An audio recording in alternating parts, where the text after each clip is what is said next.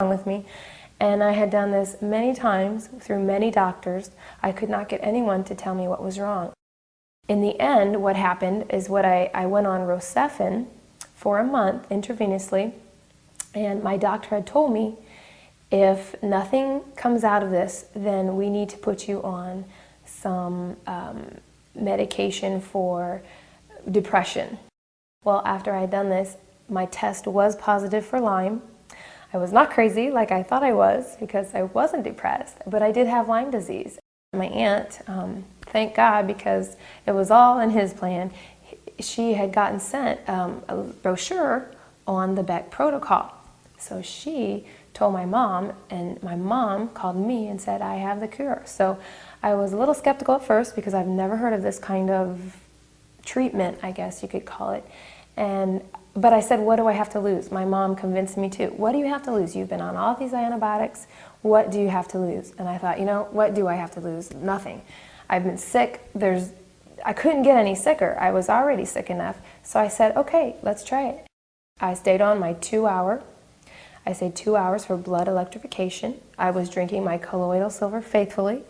I was doing my magnetic pulsing, and I noticed right away doing that even my joint pains went away, and it was unbelievable. I felt so much better. So I just started thinking that, you know, this might be it. This might be what will help me get through this Lyme disease.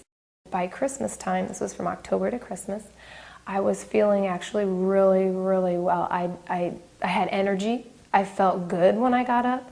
My depression was slowly going away, so I felt so much better. I felt better about myself. I felt like I had at least a little energy to do something fun once in a while. After doing the Beck protocol for about a year, I was totally freed from a lot of the symptoms I had, from all the symptoms I had actually, and I felt 100% better. I could do so many things I had never been able to do within that time period that I was sick. And some exciting things that I remember getting was I bought a bicycle, and I started bicycling because I love to be outdoors and I love to do a lot of sports. And so I bought a bicycle, and for my first time to actually get out and ride my bicycle, I loved it. I couldn't believe it. And I love to hike, so we'd go up to the mountains and I would be hiking without getting tired. And so it was so nice to be able to do these things again. Hello, my name is Paul, and I was born deaf. I grew up on a farm with a family of 5 brothers and sisters. I developed asthma because the farm is dusty, there's a lot of dirt, and I had problems breathing all my life. The worst time of the year was the fall. And I tried many different kinds of medicine. My family took me to many different doctors. They all tried to help, but they always offered me medicine, same old thing. Inhalers, nose inhalers, pills. And I got tired of depending on medicine because they're chemicals and they always have side effects. I began using the blood electrification for about 3 hours a day. Then I started using the magnetic pulsar about a half hour every day, and I started drinking colloidal silver.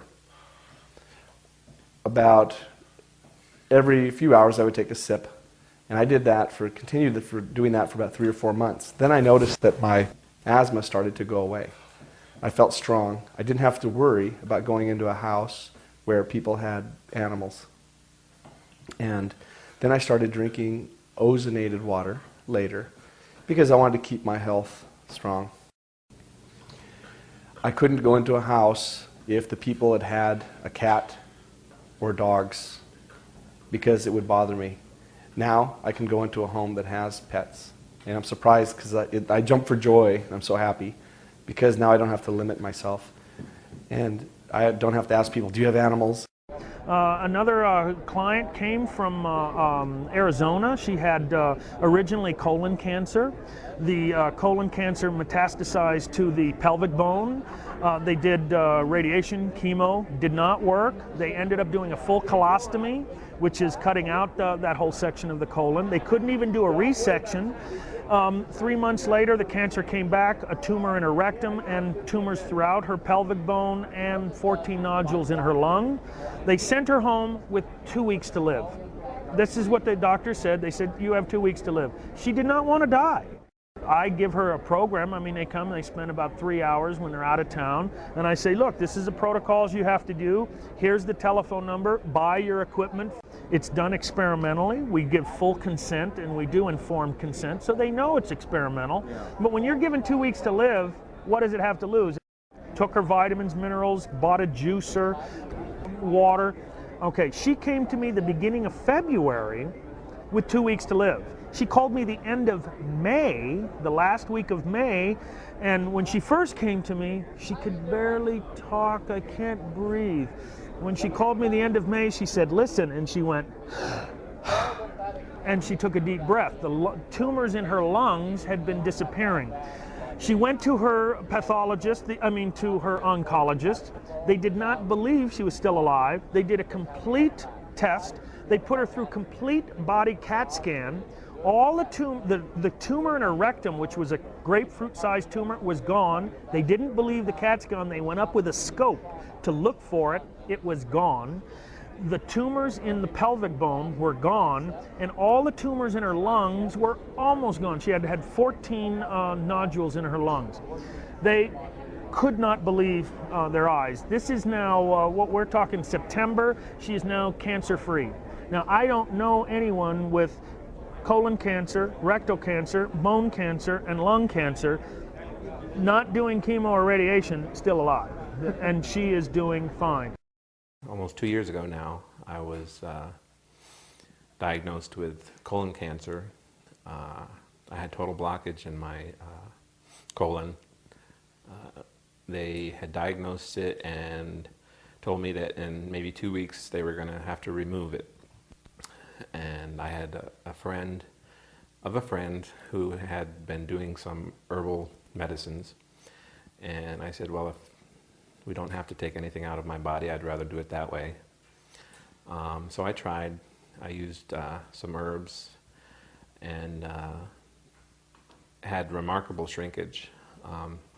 That was a just total difference, and some people would call it a miracle. But they went to remove them and saw that they were too small to even remove. So, and this was after only 3 weeks of taking the herbal medicines. They had told me that it was a misdiagnosis and it was not cancer. So of course I figured, well, I don't have to do the herbal medicines anymore. And 6 months later I had cancer in my stomach. And when they found that out, they wanted to try radiation. So I went for several radiation treatments. I think it was like 4 or 5. Then I had an emergency situation come up where my grandfather was killed in an automobile accident, and my grandmother was legally blind and couldn't really take care of herself in her own home. And if there was no one to take care of her, she would have ended up in a nursing home, and I really couldn't see that happening with her state of mind being so good, and she just couldn't see is the basic problem. So I decided I was going to go move there and take care of her. When I moved there, the doctor had told me that she was more interested in chemotherapy rather than radiation, since what she had seen, the radiation really hadn't helped a whole lot. And so I agreed, of course, and I worked full-time at a hospital and was taking care of my grandmother at home. And after my 3rd chemotherapy treatment, I worked in the lab in the hospital, and one of my coworkers just started screaming, and I really couldn't figure out what the problem was. And I finally got it out of her that she said, go look in the mirror, and my eyes were actually bleeding. And I found out later that this is just a side effect from the chemotherapy, and that there was really nothing we could do about this.